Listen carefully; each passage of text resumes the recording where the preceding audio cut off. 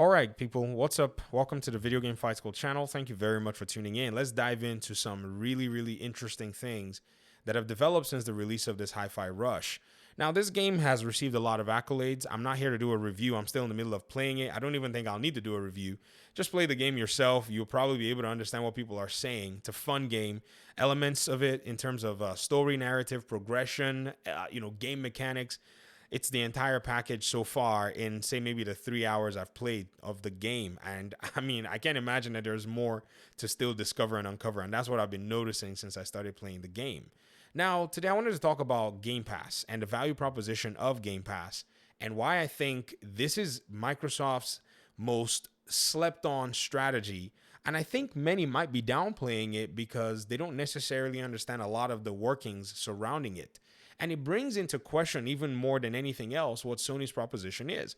You see, one of the reasons I've been petty and upset with Sony is because I don't see them going out of their way to provide more of a value proposition than, say, the good old stuff they've been doing, selling their regular games, charging for a service, for you to use multiplayer and all that. But where exactly are we going to be seeing any benefit from them is what I've been asking myself, whereas Microsoft is showing their hand. This game dropped as a surprise drop. Basically, Bethesda is a publisher, and Microsoft is kind of showing their hand now. Add that to the library of other Game Pass games that are going to be dropping day one as brand new games. It's not going to be too hard to see that this particular strategy is something that you must pay very close attention to. Sure, these games may not be games that are heavily anticipated and so on and so forth, but the price to value ratio is where things are going to be. And I may understand somebody may say, these games are not interesting to me. I don't necessarily care. But that's not really the argument. The argument is value in gaming. Now, another argument that I've heard against what Microsoft is doing with their Game Pass is it's not a sustainable model. I think that's a narrative that's actually being parroted without any financial or any numerical data to back it up. But we're going to look at some numerical data, and then I'll let you decide if you think that a model is sustainable based on financials and how Microsoft and a lot of companies in the United States operate. So in 2018, there was an article that was actually published. This is an article that I cite all the time. It was an article that, business analysts were trying to figure out what Microsoft had done to get basically a tax charge for $13.8 billion.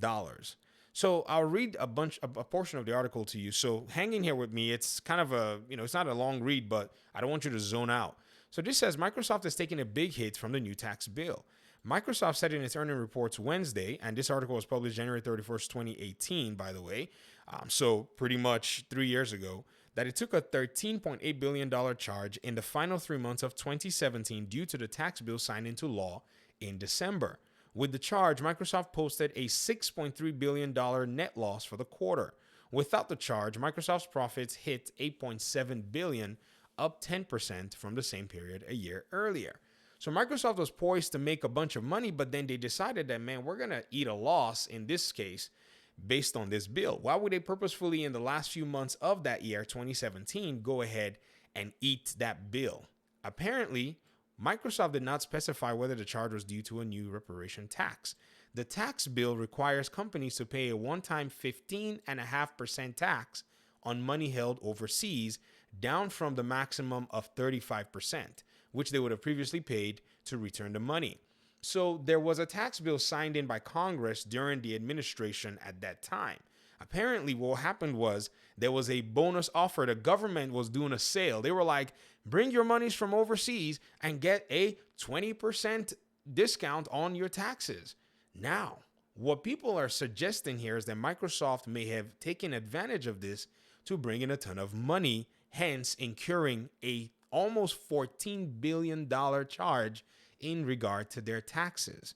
When you try to figure out how much money they would have brought in to be able to eat this charge, you'd probably see that it's probably somewhere close to a whopping, maybe, if I throw a number out there, correct me if I'm wrong, I'm thinking somewhere around $100 billion at least, or a little bit more than that.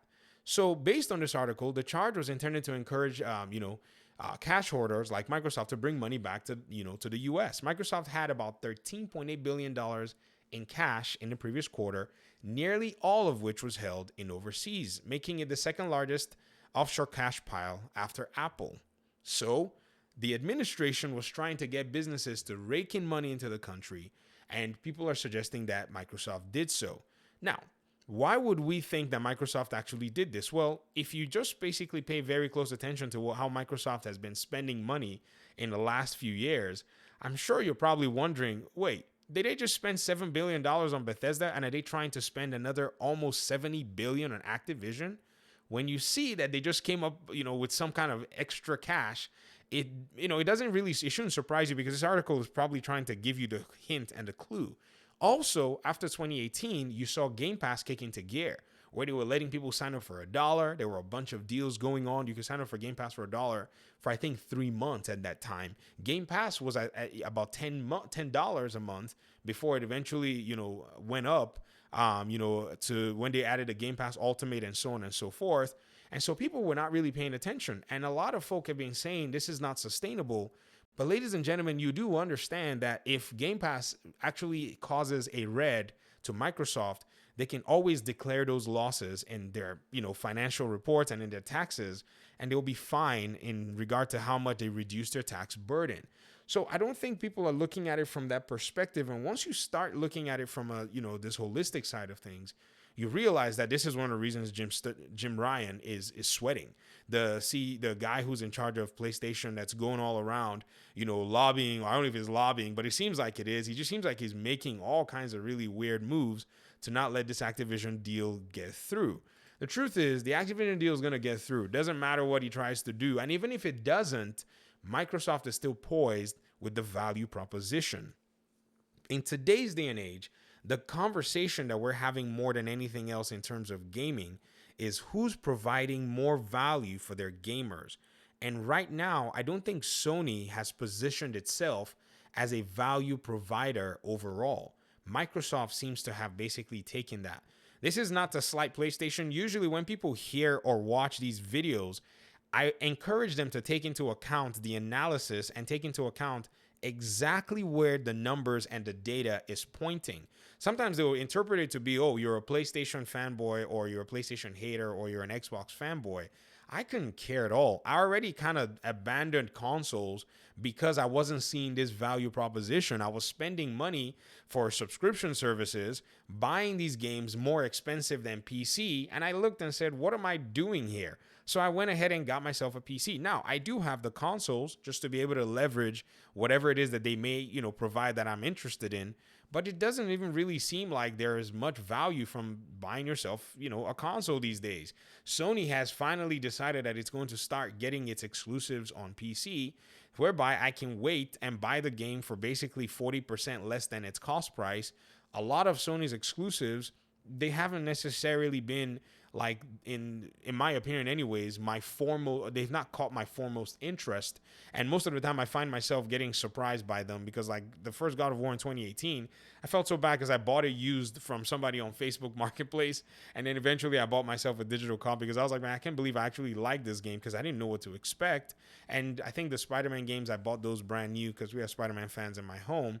But for, the most part, none of these exclusives from these companies are, in a sense, appealing to me. I play Ubisoft games for the most part. I play Warner Brothers games for the most part, and none of those are exclusive. So it's not something that I think, really does make these exclusive conversations appealing to me, especially now that Sony is now bringing these games to PC, which I think all of this started to lead to Sony even moving their games to PC, because they're now trying to provide value, tap into gamers across the board. Because, Microsoft, with releasing this game, they basically have shown that, hey, there's an entire platform of people that are going to play this game on both our Game Pass and even the PC ecosystem, and they want to serve that ecosystem. So the war is on. It's not just on the consoles, folks. I was telling people this a while ago, that the console conversation is eventually going to disappear just because of the way things are going. And it's time for Sony to basically, step it up when it comes to value proposition. It's not only going to be about the exclusives. I think that's one thing a lot of people are going to figure out very soon is the exclusives take a lot of money. They take a lot of time. They take a lot of efforts to develop. And I don't think that it's going to be as easy as many folk think to continue this model, because from a sustainability standpoint, my goodness, is it going to be so challenging for them to be able to keep up at this pace, while when it's just them, Sony, that are the ones themselves doing all of this stuff in terms of, developing these exclusives, or maybe once in a while they put out some money there and buy one or two of them, compared to, say, Microsoft, who's able to basically get entire publishers who had already been making games in the pipelines to just drop a bunch of exclusives over and over again. Or in a sense, maybe reaching out to these indie developers who want to be able to, take advantage of the extra cash that Microsoft can pay and put on a subscription that people are actually going to subscribe to in order for them to play. Whew. This is crazy, folks. And so I would recommend that people just pay very close attention to what exactly is going on and look at the financial perspective and the value perspective, and you'll be able to understand exactly what Microsoft is playing at and exactly what Sony needs to do eventually to be able to keep up with the competition. Now, in conclusion, do I think that Microsoft is going to in some way, overwhelm Sony and all? No, Sony's playing a really shrewd game, but here's what's going to happen. In the next few months, I think we're going to be in lockstep, evened out in terms of the value proposition. Like, Microsoft is going to basically take on the value proposition and for the most part win. But then in terms of exclusives, which are the things that a lot of their gamers have been asking for, and even value for games, for Game Pass, we're going to see Microsoft really do a very good job. The next phase, nonetheless, is how Sony is going to respond, or if they're going to respond or if they're just going to leave things to go the way they are. I don't think they're going to do that. Or is Microsoft going to get apathetic and not realize that they need to continue to push on? So whoever sleeps is the person that's going to lose. That's pretty much what's going to happen.